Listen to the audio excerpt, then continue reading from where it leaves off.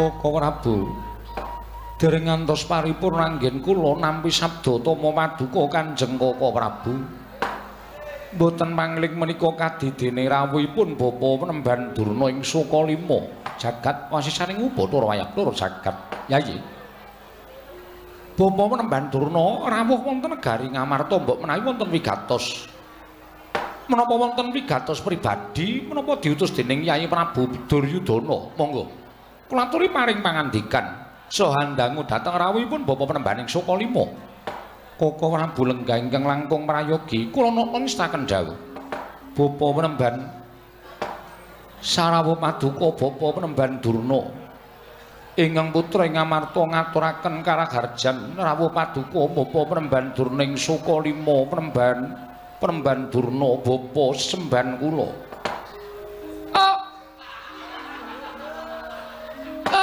Gondhong bleguduk swalu gembol sumarante habelah lha nuwun inggih Nger tansah pinawinganing kawidadan niring sambi kala sowanipun ing Bapa ing Sukalima mangya widodane skala sowan kula tebih saking Rubeda namung kemareng kula ngaturaken salam taklimipun ingkang Bapa kunjuk kersa paduka anak Prabu ing Ngamarta anak kula anak Prabu Puntadewa kula pundi Cundaka Panglingga Murda sarawuhipun Bapa Penemban Durna mugi kasekecakna anggen jengandika lenggah Bapa Penemban ing Sukalima kula naknan sampun boten kirang prayogi pisuwanipun ingkang Bapa ing Sukalima wonten negari Ngamarta mriki Nger anak Prabu Puntadewa Bapa Penemban katuran karaharjan rawuhipun Bapa Penemban Durna oh anak Prabu Ndarawati kasinggihan nering sambi kala sowanipun ingkang Bapa ing Sukalima sawetawis lenggah wonten negari Ngamarta Nger nggih sampun sawetawis Bapa Penemban oh syukur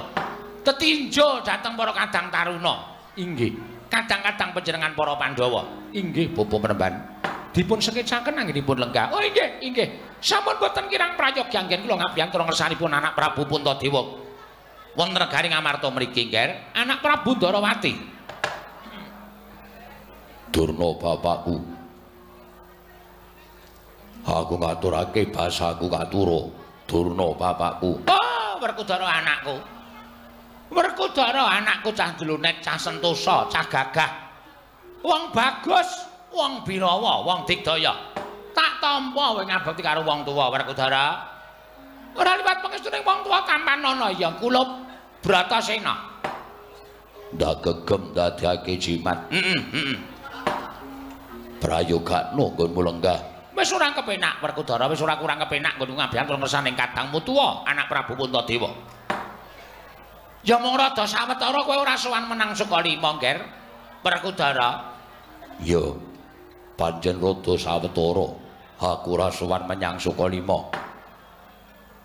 ngono ya ngono ning aja ngono tegese piye lho tegese kowe biyen nalika durung duwe ngelmu babakan Jaya Kawijayan guna kasantikan ngelmu kawruh lahir lan batin kowe tansah caket karo Begawan Durna pendak-pendak kowe sowan ana ing Sukalima kowe njaluk ngelmu Jaya Kawijayan njaluk ngelmu kebatinan tak paringi kanthi lega-legawaning ati ning bareng saiki wis kebak ngelmumu wis luweh ngelmumu kowe tilik gurumu wae ora kowe niliki kalawan Begawan Durna wae ora apa kaya ngono kuwi murid sing becik apa kaya ngono murid sing apik sing gedhe pangapuramu mergo akeh kewajiban kasatriyan nganti aku lali ora tilik karo guruku ya bapakku Durna ing Sukalima sesuk meneh aja kaya ngono kuwi ya Werkudara sing jeneng guru ki nek tresna karo murid ki ngen-ngen ki tenan lahir batin tak ngen-ngen saben dina iki Werkudara kok ora teka mongko gulaku wis arep entek iki Werkudara kok ora teka nganti pirang-pirang dina mongko biasane kowe teka mesti nggawa apa-apa kowe teka mesti maringi apa-apa karo bapak gurumu ning akhir-akhir iki kowe ora tau teka ning Sukalima sesuk mesti tak selake aku sowan menyang Sukalima tenan ya Nger yo aku duwe ngelmu anyar ngelmu apa wah kowe nek tak duduhi mesti senenge ora jamak-jamak yo wujude ngelmu nanging kawruh kebatinan ngelmu apa wis tau weruh empring yo tau weruh empring kuwi dibolongi cilik-cilik disebul iso muni kuwi jenenge suling Wis ana ya? Wis. Tak kira nek ngelmu jebul ming alat musik. Wah, sesuk nek aku entuk ngelmu anyar tak paringi. Wah, iya. Ngestoke dawuh. Ning tilik ana bapakmu ya Werkudara. Mergo aku ki ra duwe anak ora duwe kadang. Aku mung dikancani karo Wasatama tok. Nek nganti ana apa-apa sing tumanduk karo bapakmu iki sapa sing ngarep tulung karo bapakmu? Yo, liya dina tak tiliki. Bapa Penemban. Kula ngaturaken bekti kula kunjuk Bapa Penemban Durna. Iki Janaka iki. Kasinggihan mekaten. Kowe padha wae karo kakangmu kowe. Kowe sujining murid sing ora ngerti karo gurumu. Bareng wis kebak ngelmumu, bareng wis pinter kowe jaya kawijayan guna kasantikan, kowe ora tau tilik karo Begawan Durna. Kowe ora kelingan sapa mbiyen sing mulang olah kridaning jemparing. Nganti titise ngungkuli sapa-sapa, sapa sing maringi? Bapa Penemban Durna. Kowe isih kelingan nalika takon manah manuk. Aja nganti kena apa-apane. Manuk tak pentang ning dhuwur wit cemara sing dhuwur dhewe. Kowe takon manah nganti cepling mripate manuk kena panahmu. Lho, sapa sing ngajari kaya ngono kowe? Bapa Penemban Durna. Kowe ngerti dek durung tak ajari. Kowe takon manah manuk kena sirahe. Sirahe ilang.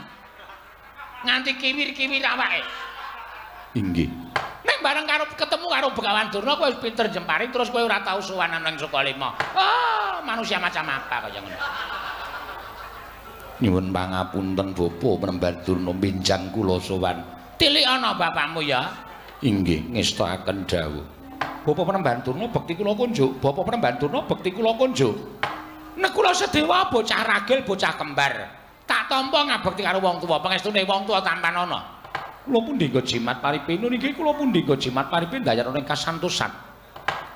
Mugi kasekecakno anggen jengan kula enggak. Oh iya wis ora kurang kepenak kembar.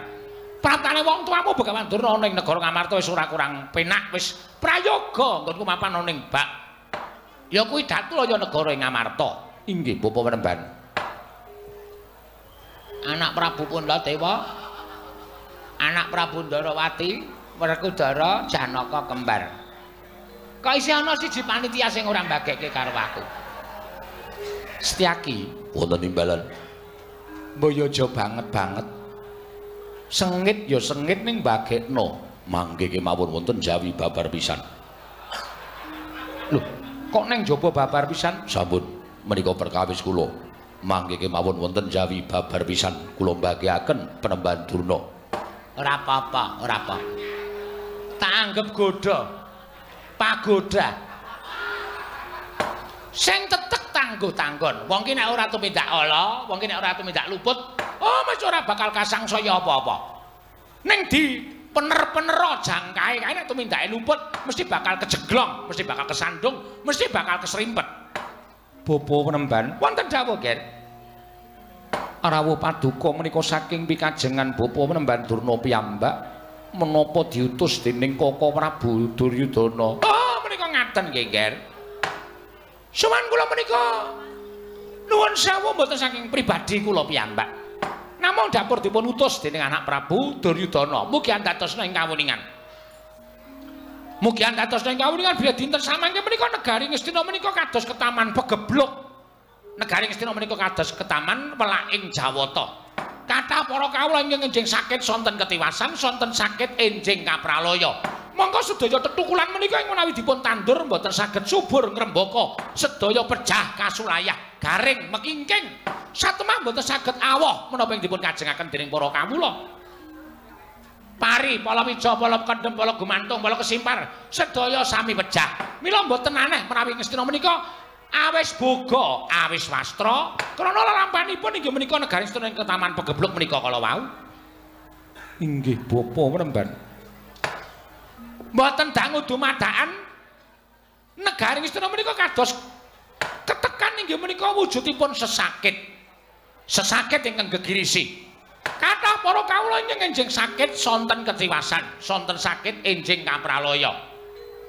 Naminipun menawi cara sakmangke menika kenging wawa. Inggih Bapa Penemban. Kula piyambak sampun mangertosi kok, nggih. Kula piyambak sampun mangertosi. Inggih menika sesakit ingkang tumanduk wonten negari Ngastina menika gegirisi. Kathah para kawula ingkang boten kenging menapa-menapa, namung masuk angin kemawon, dumadakan sontenipun sampun pejah. Semanten ugi sonten nandang sakit, badanipun panas. Enjingipun sampun boten saged dipun kukup, tertentu pejah kasulayah. Sampun pinten-pinten ewu kawula negari Ngastina menika dados korban pegebluk ingkang tumanduk wonten negari Ngastina. Oh, mesakaken, Ger, mesakaken. Wonten pundi-pundi sami pregejegan, mergi sami rebut boga, rebut wastra, karana awising boga lan awising wastra. Inggih bapa menemban. Jarah rayah wonten pundi-pundi papan. Papan-papan inggih menika para tiyang-tiyang ingkang sadyan menapa kemawon dipun jarah dening para warga masyarakat. Para kawula sedaya dipun tumindak ing boten sak mestinipun. Oh, larampan kados mekaten menika ndadosaken gempung penggalipun anak Prabu Duryudana. Tumunten samangke nalika semanten utusan dhateng ing Bapa ing Sukalima. Bapa Penemban Durna. Gandeng panjenengan menika pujangganing negari Ngastina. Kula aturi mesu budi. Kula aturi nglampahi tapa brata. Tumunten tanpa ngentosi wekdal ingkang prayogi ingkang Bapa nglampahi tapa brata wonten ing sanggar pelanggatan. Besem dupa ratus kula besembel makantar-kantar koko sundul ngawiyat anyar nyanggen kula maos mantram sakti tingkem netranipun Begawan Durna. Yayah nyendal tali wangsul sukma uwal saking raga kula ngraga sukma ing pangajap sowan dhateng kersanipun para Jawata supados nyuwun dewa menika paringa pangaksama dhateng negari Ngastina. Dumadakan boten kanyono-nyono lampahing sukma kula menika wonten magi pinanggih kalian dewa. Mekaten bapa menemban. Nggih.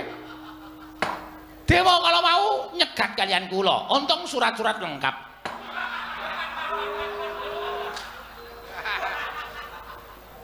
Tegesipun kados pundi? Tegesipun kula dipun cegat para dewa menika kala lajeng dipun dangu. Kumbayana, apa ta sebabe jeneng kita? Lah kok ngraga sukma manjing ana ing alam antara. Tumeneng kula matur dhateng para dewa menika kala wau. Dewa menika kala wau sinten? Wewisikipun Penemban. Aduh, malah kula lali nyuwun priksa. Tumunten pokokipun dewa ngaten kemawon. Lajeng dewa menika kala wau paring dawuh dhateng ingkang Bapa ing Sukalima Durna. Negara Ngastina bisa maluya temahing jati, jati temah mulya. Yen ta negara Ngastina kuwi disebari ya kuwi wedi malela. Tumunten sasampunipun paring dawuh mekaten menika kala wau, Jawata ingkang ngagem busana sarwa pethak menika kala wau nggegana ical saking paningalipun ingkang Bapa ing Sukalima. Guragapan nalika semanten kula tumunten mandhap saking alam antara manjing wonten ing angganipun ingkang Bapa ing Sukalima anggenipun manteng semedi wonten ing sanggar pamelengan. Kula manjing wonten raga kula malih. Lesek wonten jebul kuwale. Sirah kula teng ngisor. Inggih. Tumuli kula medal malih. Meneraken anggenipun kewalik menika kala wau.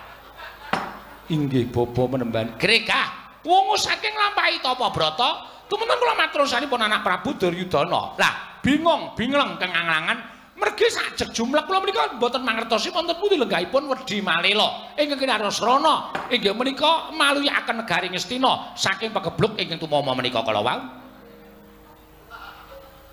Tumunten nalika semanten wonten ngendikanipun Pini Sepuh negari Ngastina. Menawi kula kedah nyuwun priksa dhateng inggih menika Narendra Indrawati Prabu Sri Bathara Kresna. Age-age kula budal wonten negari Indrawati nanging dumadakan sasampunipun kula prapta wonten negari Indrawati lah kok Indrawati suwung. Ngendikanipun aturipun para nayaka Punggawa sami ngendikaken menawi sinuwun Indrawati sowan dhateng negari Ngamarta. Mboten wangsul dhateng Sukalima tumunten kula lajeng bidal wonten negari Ngamarta. Lah dalah jebul Ndara Dasih menawi sampun dipun aturaken dening para nayaka Punggawa negari Indrawati. Sinuwun Prabu Bathara Kresna lenggah wonten ing mriki. Oh, Nger, mugi keparenga inggalih. Paduka maring kepajar dhateng Bapa ing Sukalima. Keparenga samangke paringa dawuh. Wonten pundi dunungipun wedi malela menika kala wau? Menawi papan pernahipun paduka saged nedahaken kula ing badhe budidaya supados anambak rengkaning Praja Ngastina, Nger. Angger Prabu Ndwarawati. Koko Prabu wonten dawuh. Bapa Penemban Durna sampun munjuk atur dhateng panjenenganipun Koko Prabu. Menggah wonten pundi dunungipun wedi malila menika kala wau. Keparenga paduka Kanjeng Koko Prabu paring dawuh ingkang tetela jagat wasisaning ubata wayadur jagat. Bapa Penemban. Kula nuwun sewu. Menawi jengandika Bapa Penemban menika nyuwun priksa babagan wedi malila menika kala wau. Kabedhao dada kula kapendheta manah kula mboten mangertos. Papanipun wedi malila menika kala wau wonten pundi? Lho nuwun sewu nggih. Panjenengan menika titih Sang Hyang Bathara Wisnu lho. Nadan panjenengan menika Nalendra ning kawaskitanipun ngungkuli dhateng Sangya para Brahmana. Sabab panjenengan menika titih sing dewa. Mila sawanipun ing Bapak ing Sukalima menika sak mangke dhateng negari Ngamarta menika badhe anambak dumawaing pinten-pinten korban wonten negari Ngastina. Mila kula suwun paduka sampun ngantos negaken dhateng para kawula sak negari Ngastina. Kula aturi paring dawuh wonten pundi dunungipun wedi malila menika kala wau? Mangke ingkang Bapak ing Sukalima ingkang sagah ngupaya papanipun wedi malila tumuli ambaya wedi malila wonten negari Ngastina. Namung kantun nedahaken ngaten kemawon kok nggih, mboten angel. Lan mboten badhe ngrusuhi dhateng gesang paduka anak Prabu Indrawati, namung badhe nyuwun senjata pitulung paduka paringa dawuh. Wedi malila menika papanipun wonten pundi? Monggo kula aturi paring dawuh. Namung gampil to nggih. Bapak Durna wedi malila menika papanipun wonten kene, wonten mriki. Medalipun mriki lan kedadipun pendhet mawi menika. Lho, menika rak gampang sanget to. Kaya menapa paduka kok mboten blakaken dhateng Bapak ing Sukalima? Nuwun pangapunten.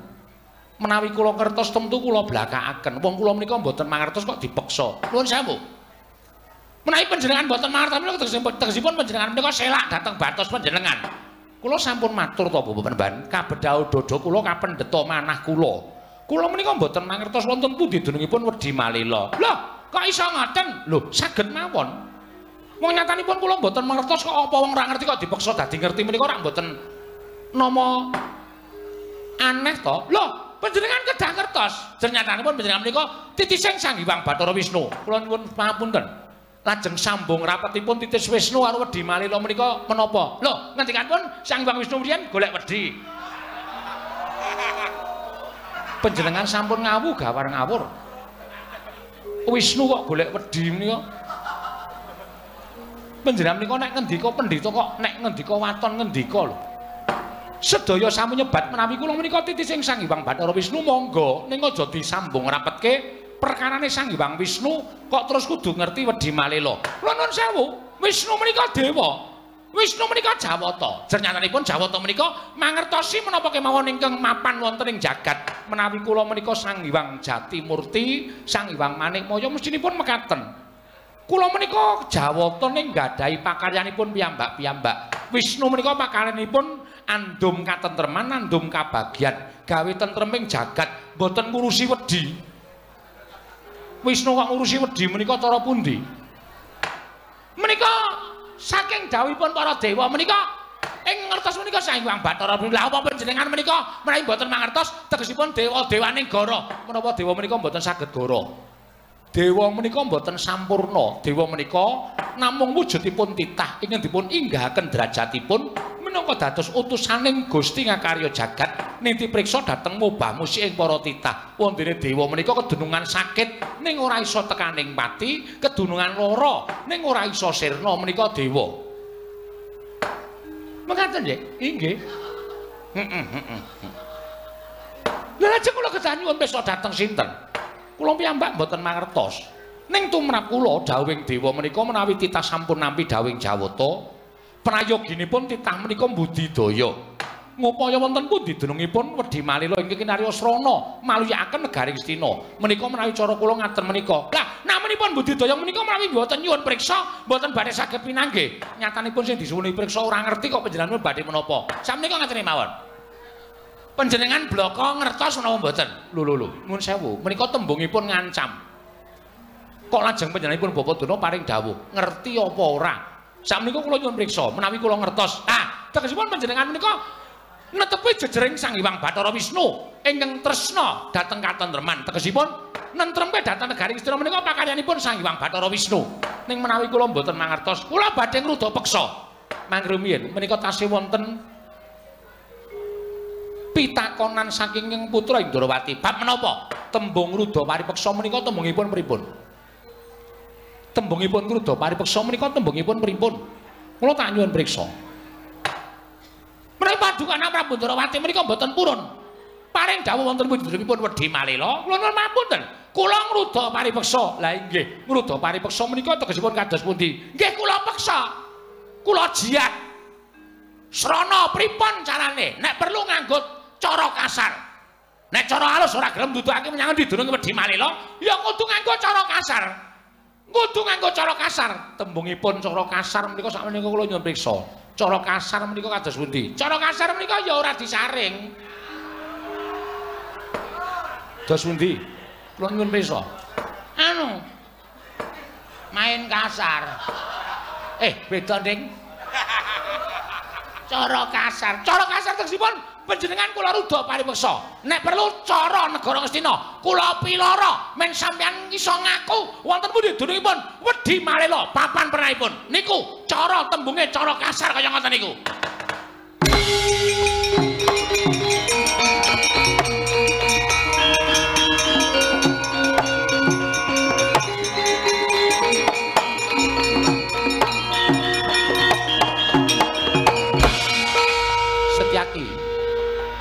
Setyaki kowe arep apa? Kala wau Koko Prabu paring dawuh supados kula ngaturaken sembah kalian Begawan Durna. Menika kula badhe ngaturaken sembah. Oh ya syukur. Tak kira nek arep ngopo lho, Begawan Durna. Kula ngaturaken sembah pangabekti kula kunjuk. Oh iya Setyaki syukur yen to tinarep buka atimu. Dene kowe ngaturake sembah karo aku plong. Lega rasane atiku dene ngaturake sembah karo Begawan Durna ya. Sembahmu tak tampa. Pangestuku tampatna Setyaki. Kula pundi nggo jimat paripih dayana ing kasantosan. Ingkang salajengipun piye sateruse piye? Kula badhe nyuwun priksa. Kowe arep nyuwun priksa apa? Panjenengan mau paring dawuh menapa? Sing ngendi? Ingkang pungkasan. Sing ana tembunge tembung kasar. Dipeksa sarana kasar mau tembungipun kados pundi? Setyaki, kuwi ming intermezzo. Ora duwe niat apa-apa, ya ming bangane ora rembugan. Kowe iki aja banget-banget lemu nyala karo Begawan Durna ya. Iki mau aku gandeng ora duwe omongan terus aku nyebut cara kasar. Nek aku iki jarane wong halus Setyaki. Aku ki nek cara kasar ora tau gelem, mula aku nganggo cara halus. Ning napa dadak nyebut cara kasar? Setyaki, iki mau ming bangane ra omongan. Panjenengan paring dawuh nganggo cara negara Ngastina yen perlu Ratu Ndrawati dipiloro dipulosara supaya gelem ngaku wonten di dununging Wedi Malela. Sapa sing arep miloro karo Koko Prabu ajange ning dadaning Setyaki? Setyaki, maafkan daku. Kebacut nggonku ngucap, ketrucut nggonku nyebut. Aku njaluk ngapura Setyaki, aku ora ndine niat kaya ngono. Yen panjenengan bebitu karo sugenge Kanjeng Koko Prabu, Setyaki sing ora trima. Setyaki tadi senopatining Ndrawati nderekke Kanjeng Koko Prabu yen ana apa-apa sing bakal tumandu marang saliraning Koko Prabu Ndrawati, Setyaki sing tanggung jawab. Ora nyawang kuwi sapa yen pancen bebeda sugenge Koko Prabu, Setyaki sing tanggung jawab. Setyaki. Aja kaya ngono ya Setyaki. Aku ora ndek niat apa-apa. Wah, Durna bapakku.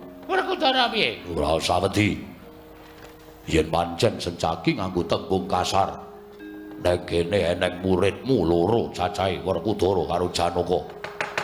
Yen Setyaki arep wani karo kowe ora usah wedi, aku ndak isin duwe guru kok wedi karo Setyaki. Aku sing arep ngrewangi karo kowe yen pancen kowe bakal dipiloro karo Setyaki. Nah, modar ora kowe, krungu ora kowe? Krungu ora kowe Setyaki? Wah, wong kok malungkung sombong umuk. Wong kok ngungake dadamu. Wah, lah jebul bener ngendikaning para sepuh. Wong ki nang ndi-ndi ki sarwa ngalah mesti ana sing ngewangi. Ayo, kowe arep ngopo? Pancen tak akoni, aku arep mulasara karo Bathara Kresna. Nek pancen ora gelem ngaku nang ndi dununge Wedi Malela, Ratu Ndrawati bakal tak kulasara nganti ngaku lan nuduhake menyang ndi dununge Wedi Malela. Gugu karepe dhewe. Setyaki, Wonten dawuh. wis. Mengko ndak kriwikan dadi grojogan. Kajengipun, apa dianggep Setyaki wedi dumeh kunono sing ngewangi? Ora wedi. cilik ya ngene iki cilik watu item ku ngentes ndas iso pecah. Werkudara kowe watu apa Werkudara? Nganggo watu aja nganti kalah. Wah, aku watu karang. Loh, nek ngono sesuk mancing wae. Wah. Ora saweti. Ora saweti. Sinuwun Darawati wase aku rembugan karo Setyaki. Arep Setyaki malang-malang kaya ndo mentang-mentang kaya gendhewa ning arep aku. Nutupi kekarepaning Begawan Durna. Ning Durna ora bakal mandeg tekan semene. Sinuwun Kresna gelem ngaku apa ora nyandi durunge wedi malih lho. Nek ora gelem ngaku nyandi durunge wedi malih lho. Oh, kelakon ajar dening aku. Iya, mergane.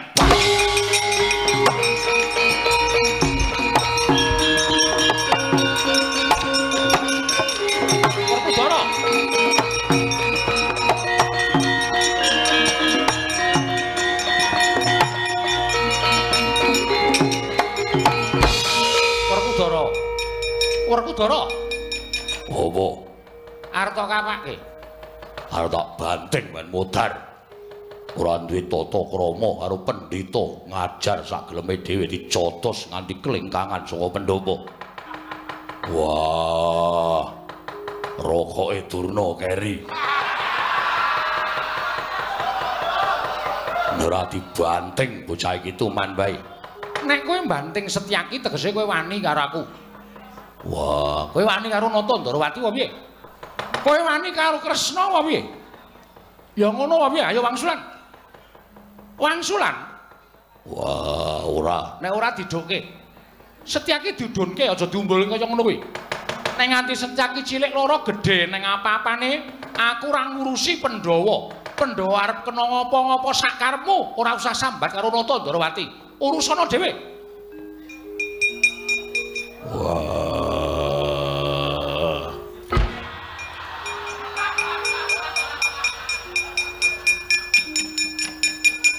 Ya bener, Durna kae iki gurumu. Ning ora banget-banget ngene wae karo guru to petungen. Kowe iki nek ngewangi wong luput, ngewangi wong kleru, kowe bakal kesasapan dosa. Ana tembunging para nimpuna nyebutake najan kowe dadi wong apik ning nek srawuhmu karo srawuh wong ala ana tetembungan ora mangan nangkane ning gabul pulute kowe ora ketang sithik kelepetan ala. Semono uga kowe dadi wong ala ning nek srawuhe karo wong apik saya suwe kowe dadi wong becik saya suwe kowe dadi wong apik. Durna kotoke wangi gembela sirahe gleleng pacakmu. Kandhane ngeyel. Durna kok diwangi. Kowe iki ya kleru. Inggih nyuwun pangapunten. Dumeke ning unek-unekke Werkudara kok njur kowe arep melu unek-unekke Klentu kula. lho sing ngakon kowe njotos Durna sapa? Mboten-mboten. Lah terus dasarmu apa? Sengit.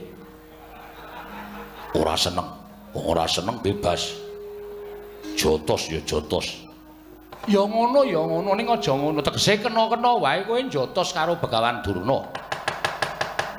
Ning nek wis entuk dawuh saka aku, Panjenengan kendel mawon mboten dawuh-dawuh. Setyaki iki ana ngendi? Mriku wonten negari Ngamarta. Papane Wonten Datulaya. kudu ngerti tata krama lan unggah-ungguh, ora sak kepenake dhewe. Inggih. Ah kejaba nek aku wis dawuh karo kowe, Setyaki Durna kok kaya ngono kahanane. Jotosen utawa Wangsulana ngono kuwi kowe lagi entuk tumandang. Lah mbok panjenengan kula wau paring dawuh ngaten. Lah aku ora omong kok. Wah, kula ngentosi. Kowe kok didhawuhi penak banget. Terus budal ngono wae. Inggih. Panjenengan mboten dawuhi. Ora. Ndak malah geger ora karu-karuan. Nggih, ngestaken dawuh. Bincang malih dawuh. Sesuk kon ngopo? Menawi wonten dayuh Durna panjenengan dawuh. Aku kon muni piye? Panjenengan dawuh Setyaki Durna iki Wangsulana. Upami panjenengan kersa paring pangandikan kados mekaten kula tentu bombong. Aku ora arep ngendika kaya ngono. Ora bakal arep ngendika kaya ngono. Nganti tekan sok kapan wae aku ora bakal ngendikake Setyaki Durna kaya ajaran Sendika ngestaken.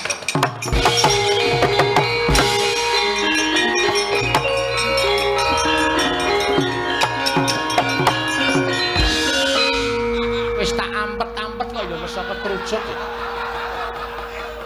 Lah dalah Setyaki iki ya pinter banget. ngubeng-ubengke perkara nganti aku nyebut tembung sing kaya ngono kuwi. Wah, gerangan Ratoto. Kowe dadi muni Durna kon ngajar karo Setyaki, tutut Durna mungsuhe ning aku mungsuhe.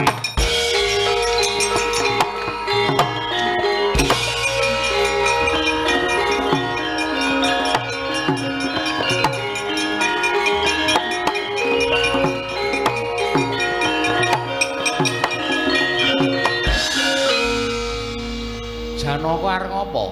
Wah, Prabu. Bapa Durna menika guru kula. Bapa Durna menika sesembahan kula. Kowe melu ra nrimake Setyaki ngono apa piye? Mestinipun kula mboten trima. Kula badhe mbantu dhateng Bapa Durna. Arjuna, kula wonten paring adhawu. Pasar Ngamarta kae ana wong dodol kinang karo wong dodol werna-werna. Inggih. Ana ing pojok kulon wetan. Inggih. Sing dodol wadon. Menapa inggih? Iya.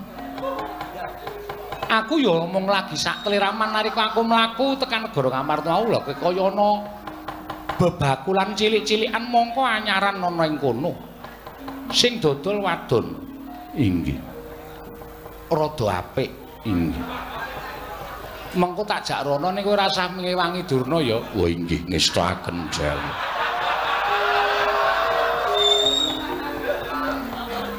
Janaka kok jak rembugan kaya ngono. Koko Prabu menika ugi apal pekarepanipun para Pandhawa. Kula menika ngertos kok Yayi, lagak lagu lagianipun kadang-kadang kula menika kula ngertos. Perkara iki iso dikalahake sing kaya ngene, perkara kaya ngene iso dikalahke sing kaya ngene. Menika kula apal. Nek Werkudara menika angel piyambak dipundhakaken, nek Janaka menika gampang. Koko Prabu mangke mriko. Iya rasa kuwatir. Mengko bubar iki ning sedhela wae lho. Inggih ngestaken dawuh. Koko Prabu Puntadewa nderek mboten dengkul muatos. Arjuna ki malah ora karo-karuan. Yayi kula nyuwun pamit. Mangke mindhak kriwikan dadi grojogan geguyon dadi tangisan.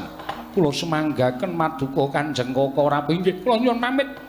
Werkudara menika mangke menawi kantos merintahaken dhateng anak-anakipun tak malah mboten prayogi kawontenanipun Koko Prabu Sembako ingkang nggunakaken sengkara pandhita.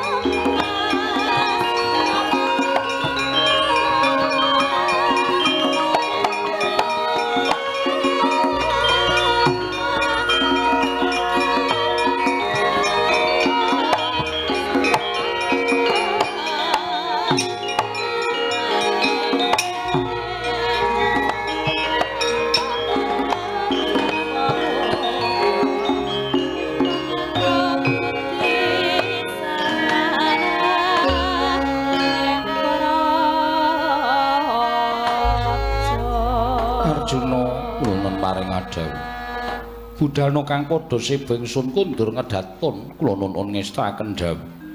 Sadurunge sira Yayi nuruti kelawan karsaning siadi pribadi ndak jaluk tatanan para kawula.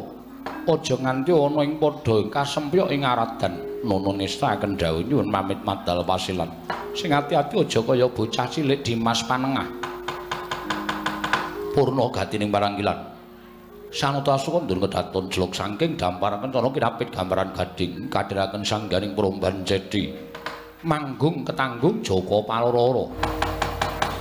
Ngendikaning Bapa Menemban Durna, kowe ingkang wani nggendak sikara karo Bapa Menembaning Sukalima ora sakokian gunem tanpa guna. Yen pancen kowe arep belani karo Begawan Durnayu, kroyoken Setyaki ora bakal tak tinggal loncat sugih kendel Bondowani. Oh babamu. Ora minggat sing arep aku tak tebak datamune marganing patimu Sinalena Prapting Lalis Karta marep.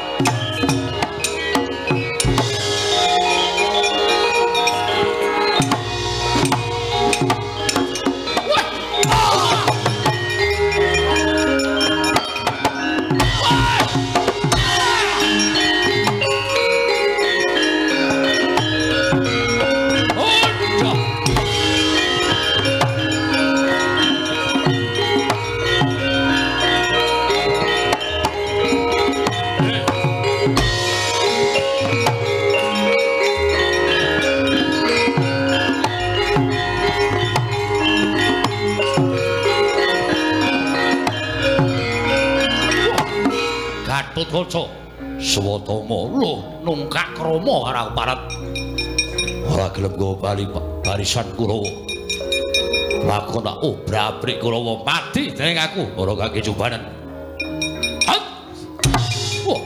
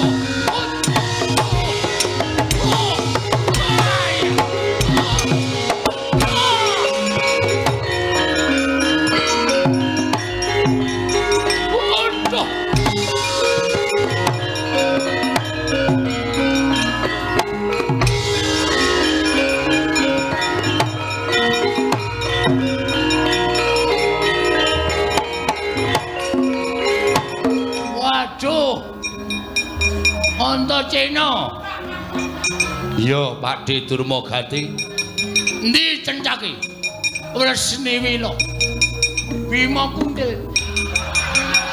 Bima Kunting, Bima Kunting. Wani ngajal Begawan Duna jeleh nyawang gelaning jagat eceming lembulan. Rasaku kan babangan. Antasena sirnakno matek dening aku. Yo, tibano. Oh, model tenan kowe. Tibano. Tinjong akhirnya tibano.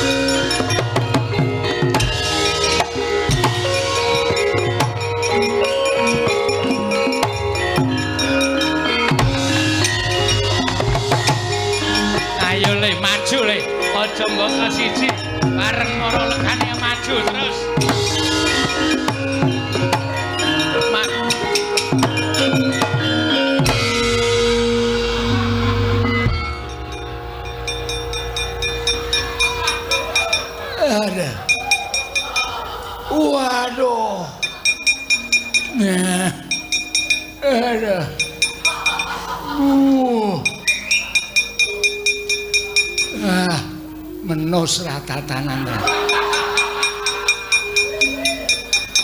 tiba kok nibani makne cilik modar kowe. Aduh Dur Nun kena apa kowe selu dan full action omonganmu iki lho. Kula maju teman. Ketemu kali Antasena. Antasena tak cumbali. Tak antem jadane gak apa-apa kula tonya lahi kula dies kelekaran. Sing kelekaran Antasena. Aku. Oh kowe kula. Candhak sila kula babetke mbuli cus. Kula kontal teng awang-awang. Antasena bengok belakang. Kula tiba bluk ngoten niku kali Antarja dupak lahi kula dies. Kekeje Antarja kula kok kowe terus to kalan ayo balong ngoten Antarja candhak sira kula babetke mburi sut kula wis batin tiba mesti diantil Gatotkaca mboten man lho tampani Gatotkaca teplek jak munggah dhuwur banget muing kula wis pikir iki dibuang ning bulan apa ya kali Gatotkaca duncalke cul kleang nibani cengele wong. Cengelku. Moco. Iya, alhamdulillah. Kowe ora rumangsaku kok seneng banget aku nibani cengele maneh cilik. Pun kula ajab cuwe banget, Man. Kapan kula iso nglalani Pati Cengkuni? Yakin kula lagu lho. Pun sekecake, Man. Gatotkaca matur nuwun ya. Panjen setan tenan. Rumangsaku kok werna-werna wae. Sapa sing arep maju? Watak. Citraksi. Nggih, Man. Rene. Kakang Penemban Durna wong atuamu diajar Sencaki. Nek cara aku ora trima. Pancen kula mboten nrimake. Lha kok kumawani Sencaki ngajar karo Durna. Apa dianggap Durna niku wong loro saudon telu sarupan? Lah iya. Mula Kurawa ngamuk ki mbelani karo Kakang Penemban Durna. Wis bener, Man. Kowe wani apa mbelani karo Kakang Penemban Durna? Lho. Aja dianggep wong cepete. Iya. Momong suwe cetha Setyaki. Setyaki pun ngajar Begawan Durna. Nek nganti kula menang karo Setyaki, kula mengke dikira kula niku memanfaatkan Setyaki wis kesel kok tak ajar. Kan mesake. Li apa? Sanesane niku lho. Liyane. Setyaki diwangi karo Antarja. Wah. Antarja? Heeh.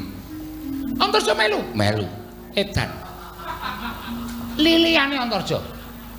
Antarja wani ora? Blas ora wani.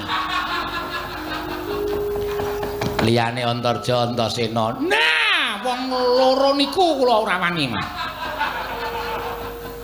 Loro kuwi ora wani. Loro niku ora wani. Liyane Antarja Antasena Gatotkaca. Edian nangge wong-wong telu niku sing kula singkiri.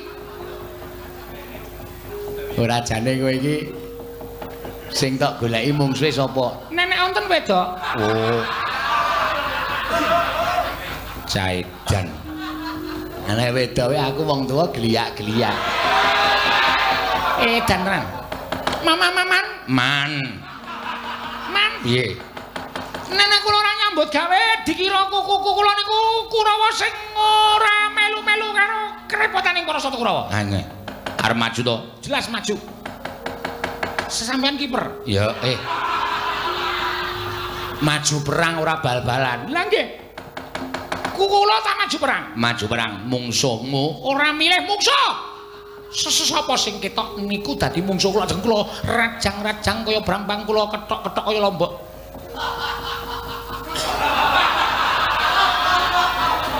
Sapa to kae? Mengke kula kene ngemut mercon sangkem. Guyu ora leren-leren nanggapke dhek ngono piye? Ha iya. Sapa sing ketok kekonangan Setyaki? Asu. Ajur kumur-kumur kuandane negarane.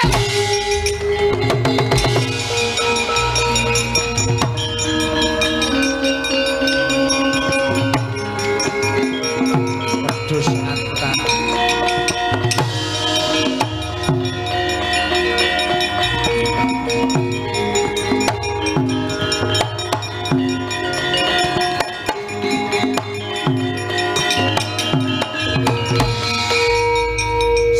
Perdamaian. Pak Citraksi. Antasena pancen ukarane. Melayu-melayu gembrobyos. Aku arep takon karo kowe. Sing nguncalke dudu Durmagati pas cengle Sengkuni mau sapa? Kakang Garukaca. Nah. Garukaca rene. Piye? Gatotkaca rene. Yo.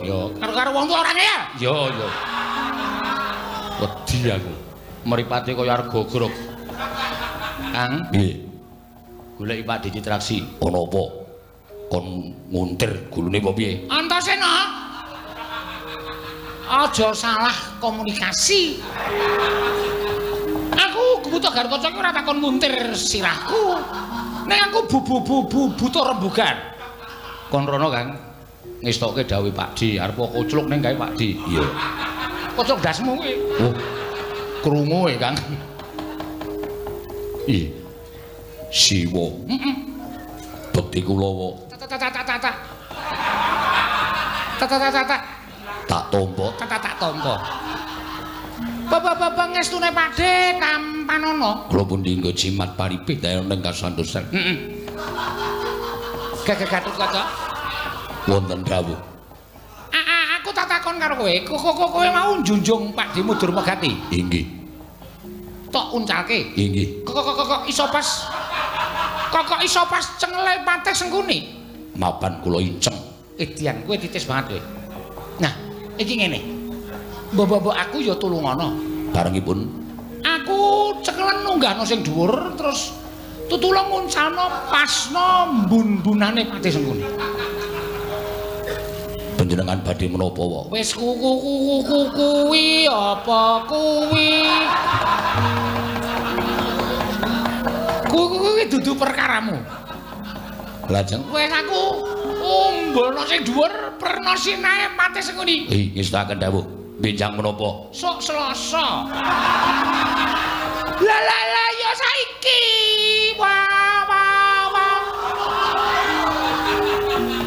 Panjenengan sampun duka kula mboten ngertos. Ora ngerti kok iki ora tanggape sami to. Saiki umbono penerno sirahe Patih ora geceke saka dhuwur. Sriko ngestaken dawuh.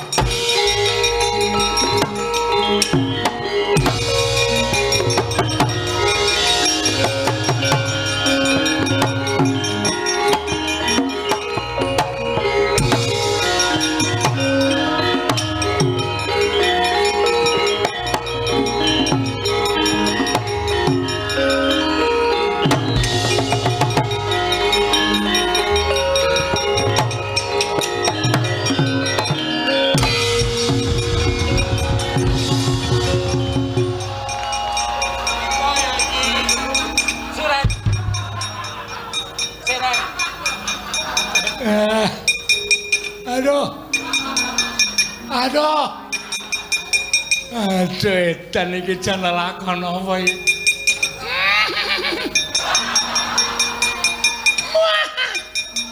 Aduh, Citraksi kowe perang kok nganti kesonjombaya aku melu barang ngrasake lara. Edan. Gatotkaca wong ra tatanan. Ngapunten, Man. Mak jlek neng sirah. Kaya arep petil-petil ora sengaja.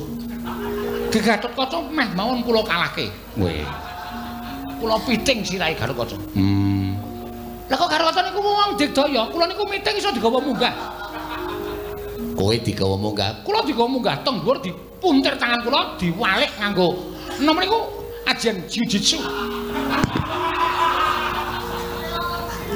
Kok kula iso ganti dipiting? Terus tekan dhuwur mentit ya duncal kecul. Kula wis kleyang kebuanter banget. Lha kok ora sengaja. Tibane ngengingi mestakane paman. Nyun ngapunten nggih, Man. ya ora dadi ngapa. Nggih. Kaya mau kuwi nganggo sandal. Kok ganti teklek. Niki pas perang mau men gajul supaya banter. Oh, ora mergo ngenjloki men atos. Mboten, Man. Estu kula niku ngabekti kalih Paman Narya Sengkuni. Kuku kula mboten badhe niat menapa-menapa. Menawi kula dawah menika lajeng kenging mestakanipun Paman menika kanthi mboten kasengaja. Kuku kula aturi menggaris ngandhapi kanthi mboten kasengaja. Paham? Ya. Ngapunten, Man. Ora apa-apa. Lho. Pripun? Kok kaya arep guyu? Mawatuk. Oh.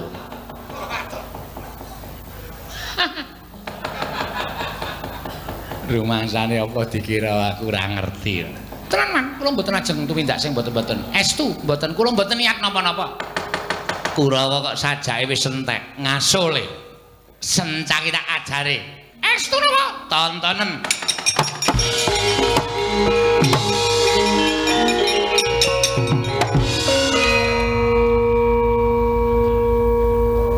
Hatiku kok enggak enak.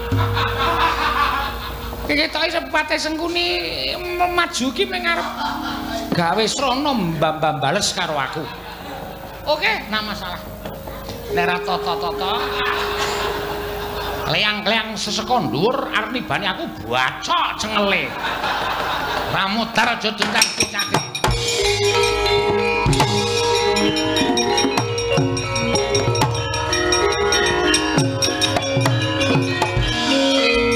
Hyang Pati. Iya.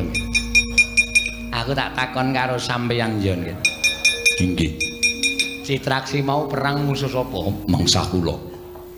Terus Citraksi omong piye? Nyuwun dipun nuncalaken saking inggil dipun peneraken mastakanipun Hyang Pati. Ngandel ora. Menungso dapure kaya panci ngene kok. Anggepe wong tuwa iki ora ngerti nek diapusi. Nggih, Wonten dawuh Hyang. kula nyuwun tulung. Menuwun menapa? Kula mangung gawa munggah sing dhuwur mang penerke mestakane Citraksi. Kula tak bales kula wong tuwa dinjloki wong loro. Durmagati karo Citraksi. Kula tak males.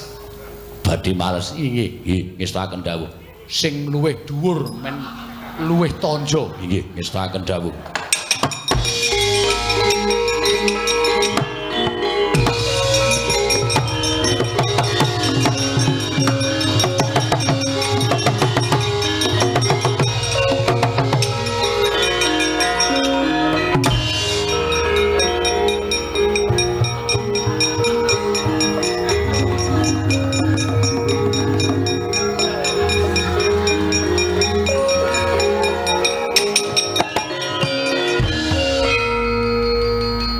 Sing jeneng di luar atmosfer iki apa ngene iki Pak?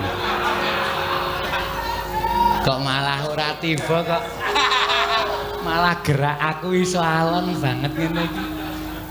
Lho. Keduren iki. Lha arep medun malah ngrekoso lah malah kaya ora ana daya kekuatan grasi tapi jaring wong pinter-pinter neng Pamulangan kaya ora ana grasi tapi bumi. Ger kinggilen, ger kinggilen.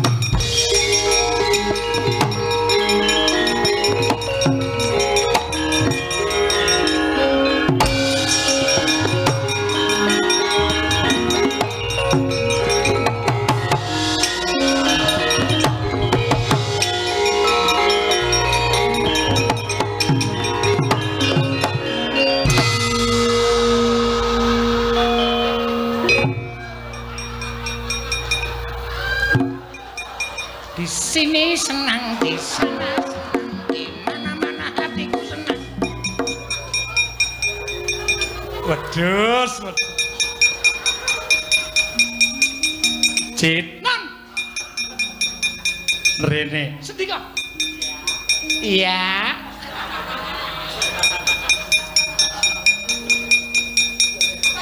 Kowe kok ngerti to. Lho, kula niku wong limpat seprapat jagat wis tamat.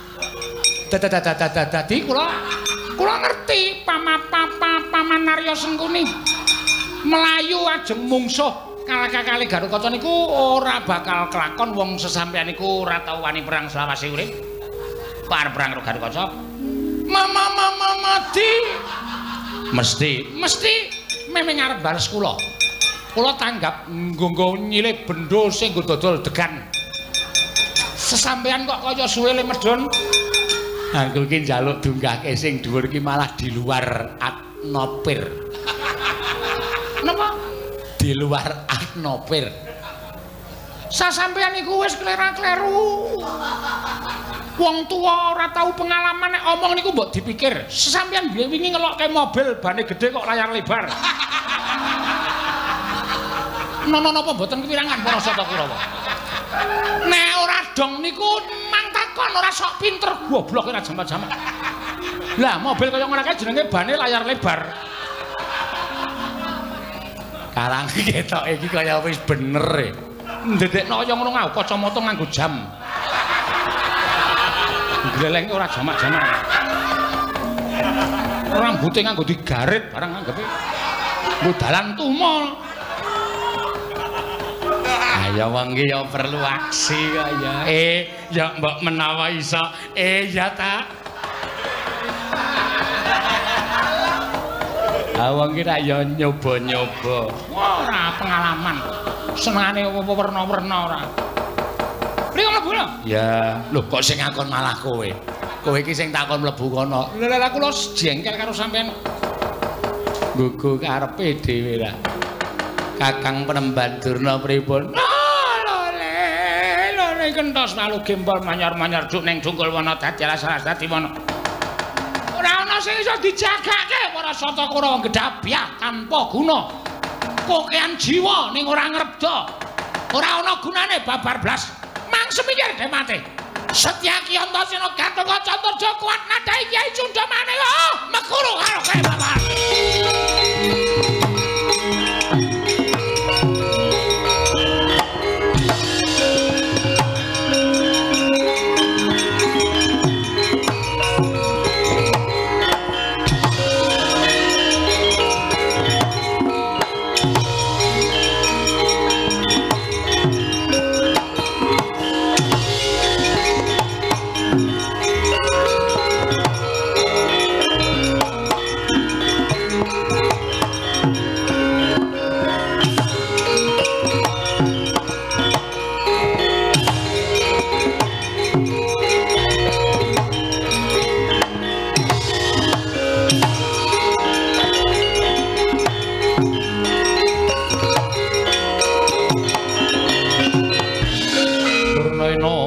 Panalingan loro majaring ratri linenggak jangganira kapisanan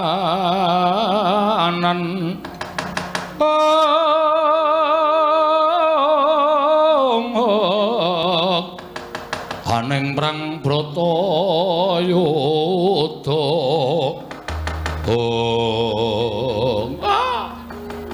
nuwun sewu Ger. Mboten ateges kula menika badhe mameraken dhateng kadigdayan kula. Mboten ateges kula menika badhe ngongasaken dhateng kaprawanipun Begawan Durna. Ning Begawan Kumbayana nek pun kepepet kahanane kaya ngeten iki. Rupak wani jembar wani. Alus kula iki wantun kasar kula iki mboten badhe ajrih. Kula aturi nyawang dhateng Bapa ing Sukalima kula sampun ngliga pusaka Kyai Cundamanik. Menika dipun tamakaken Gunung Jugruk. Tamake segara isa asat. Nek ming wong-wong anak Pandhawa sarta Pandhawane klebet panjenenganipun anak Prabu Ndarawati nek mboten ngaku wonten pundi wujudipun medhi malela. Kula mentala kalian panjenengan. Ora Bu, Lelanana. Setyaki ku sik sabar. Malang-malang kaya ngapa, digdaya kaya dikaya ngapa yen siadi kena pusakane Begawan Durna iki bakale sirna margalayu. Kula mboten ajri pecah. Percaya. Nanging ngemano marang kahananmu. Iki perkaraku. Wis tak tandingane aja kuwatir. Ora Bu, mangke. Wis to, kowe aja ngias karo aku. Kowe aja ngilani karo Nata Ndarawati. Bapa Penemban. Wonten dawuh. Menawi sampun paring pangandikan kados mekaten menika tegesipun Bapa Penemban sampun boten saged dipun endhakaken kampurkanipun. Inggih, boten dados menapa. Nek pancen Begawan Durna wis murka, nuwun sewu Nata Ndarawati ya iso murka. Monggo kula nek wis gelem murka, mung kare nyenggol beda ring Kyai Kesawa, kula iso wujud buta ingkang dhuwure 7 gunung. Sampeyan kula remet mesti tekaning pati. Menapa panjenengan ngersakaken adu kekuatan dayaning pusaka, monggo kula ladosi. Panjenengan tentu tepang kalian Cakra Baskara pamunahing satru murka. Mboten wonten ingkang saged ngungkuli kadigdayanipun Kyai Cakra Baskara. Menapa dipun cobi? Panjenengan kenging pusaka Kyai Nenggala pecah. Ingkang ngendika sinten? Lho, kula. Nata Ndarawati ora iso mati. Lho, sebabe batrene serep. Mboten perkawis menika, namung kula menika mundi inggih menika Sekar Wijaya Kesuma, panguripane wong sak donya ingkang durung winanci. Dipun tamanana Cundamanik sedina ping 7 kula menika mboten badhe pecah. Wong kula mundi Sekar Wijaya Kesuma. Ning nek senjata cakra tumama dadaning Kumbayana, nek sampeyan isih iso nyawang glaring jagat, kula tak ndelok kaya ngapa wonge.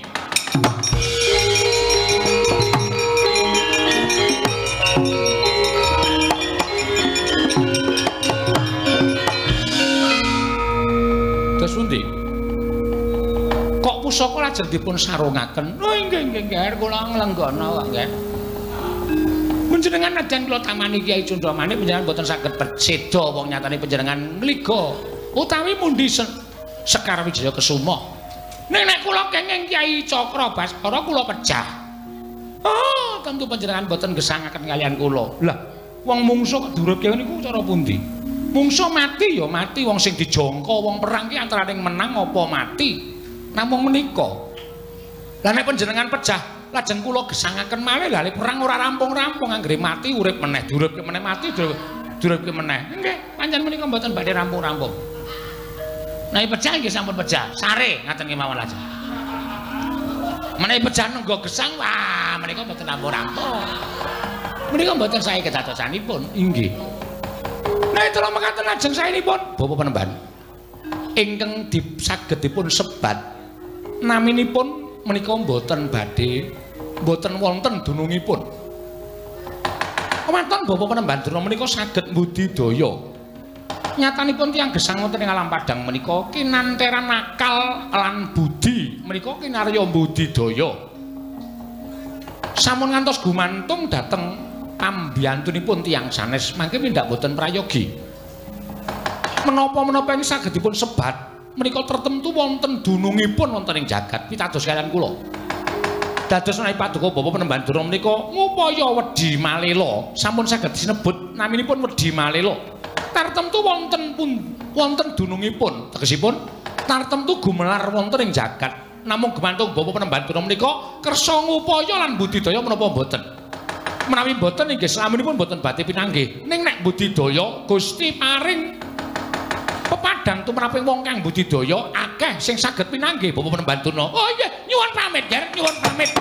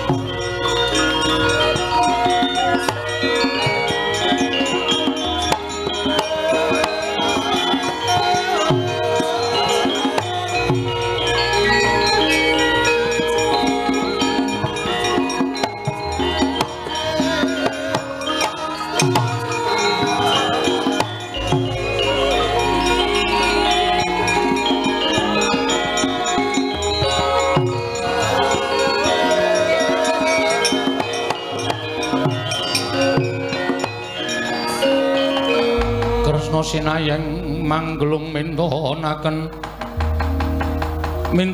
dewi kramanira kang kumitiraning asta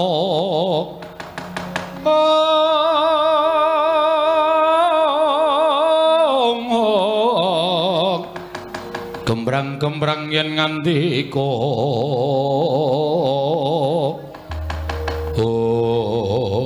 Werkudara kaya kesaguhaning Syadi duk nalika ning Paramatan Agung. Yo, aku ora bakal silak. Tumuju ning alas Tik Brasara ana ing guwa Sela Mangling aku tak ketemu karo dulurku tuwa Kakang Setu Bondo. Nggonku bakal nyuwun wujuding kayu jati wungu pelet deket Sembul. Iya, Werkudara. Koko Prabu.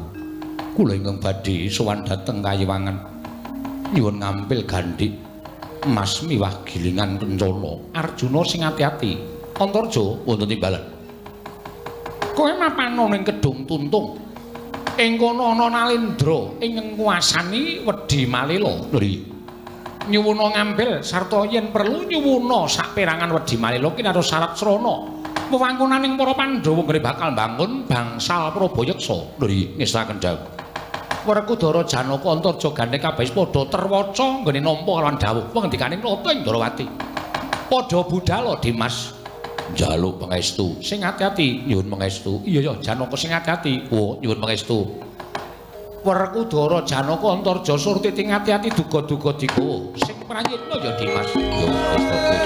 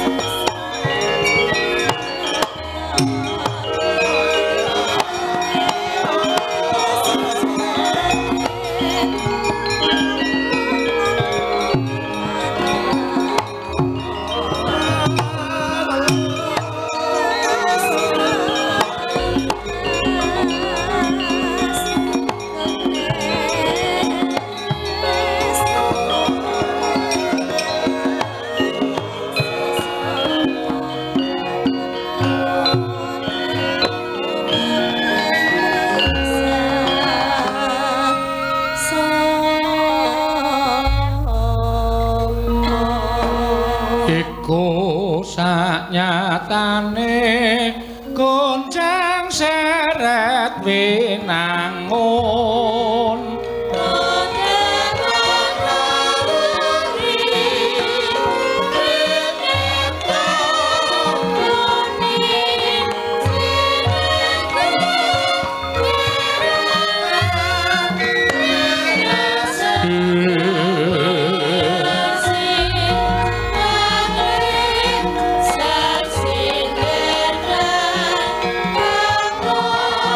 Saksi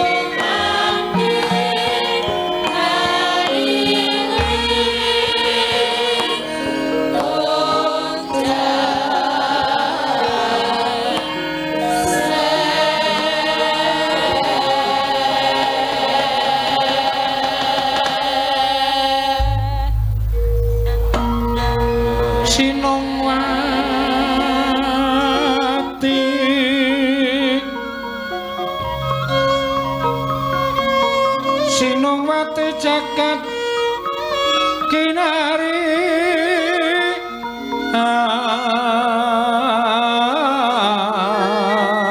among mbak lumembak ombak ing samudra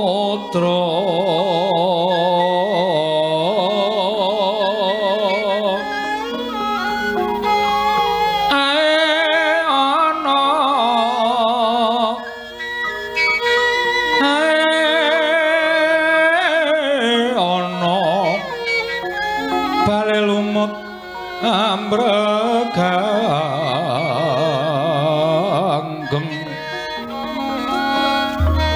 awita denceng dencengan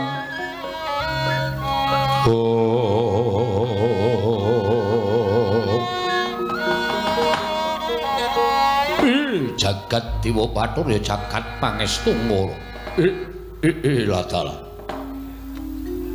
nadyan wis mataun-taun nggonku ora sumurup karo kadangku iki ora pangling kaya Werkudara ingkang prapta ana ing Guwa Sela Mangling yayi kadangipun Kakang Padhararja sak praptamu tansah pinanganing kawidadan niring sambi kula nggonku sowan ana ngersaning Kakang Setu Banda aku ngaturake sembahku kunjuk ngersaning Kakang Setu Banda ya wis tak tampa ora liwat pangestrinipun Kakang Tampanana ndak gegem dadiake jimat paripe dayanana ing kasantosan Werkudara janur gunung kadingaren apa ta sababe dene sira yayi tanpa cecala luwih dhisik sowan ana ing Guwa Sela Mangling ana ngarsanipun Kakang ya kuwi Gajah Setu Banda mongko arang-arang siadi ngaruhake lawan pun Kakang luwih-luwih tilik kan kananing pun Kakang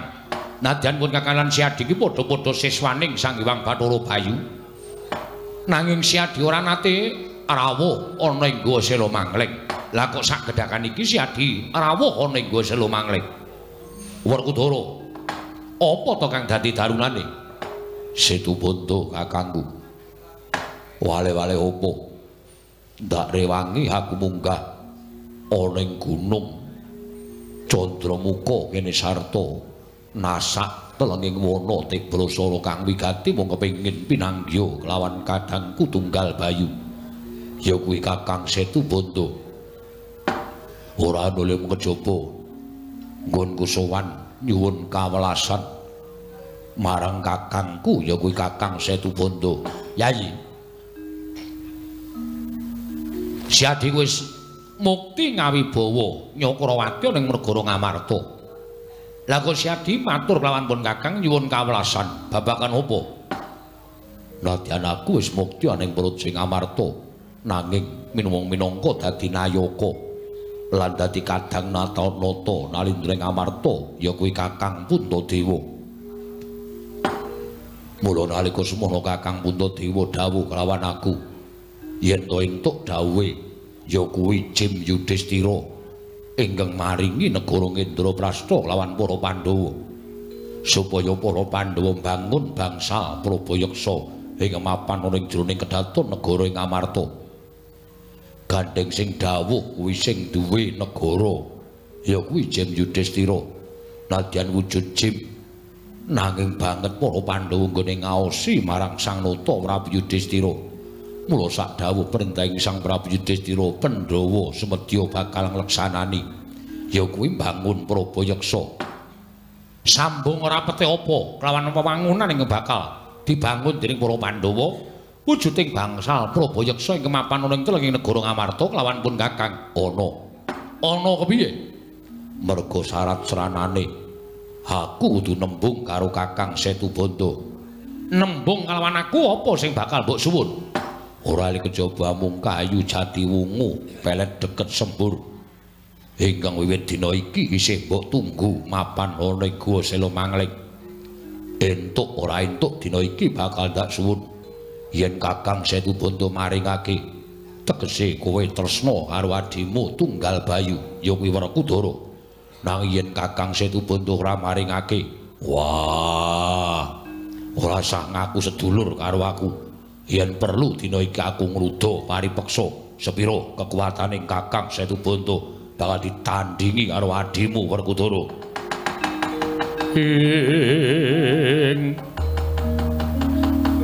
Jumangkah anggro sesumbar lindhu bumi gonjing kumaluduk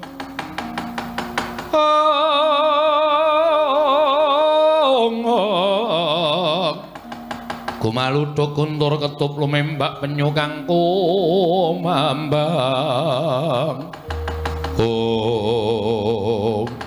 atal wah lah kok kumandel ucaping Syadi kalawan pun Kakang upama taku ngukui marang kayu jati wungu ingkang dak tunggu ning gol Sela Mangling mestine iki mengko bakal dumadi daredah antaraning Kadang Bayu ya kuwi pun Kakang lawan Syadi yen to nganti bakal dumadi daredah kaya ngapa dukaning Wang Pikulun Bathara Bayu tan wurunga bakal hunyang Madyapada merpeki kalawan pun Kakang apa dene sira Yayi mbuh sapa ingkang diluputake supaya aja nganti regejegan antaraning pun Kakang lawan Syadi pun Kakang nglilani wah kowe nglilani ya lahir batin pun Kakang ikhlasake kayu jati wungu mbok bedol mbok boyong marang negara Ngamarta nanging pun Kakang ora bakal melu-melu nggone bedol kayu jati wungu lakon ana dhewe yen ana bobol boroting lakon sangganan dhewe ngaturake panuwun tanpa pepindhan babar pisan aku nyuwun pangestu lan amit sewu aku tak mapan ana ing sakmburining guwa Sela Mangling papan kayu jati wungu nggone mbok tunggu pirang-pirang taun bakal tak jebol bakal tak boyong marang negara Ngamarta Werkudara ana piye surti ting hati-hati duga-duga digawa Jaya bocah cilik Yayi tak dongake mu grep karya ya Setubanta Kakang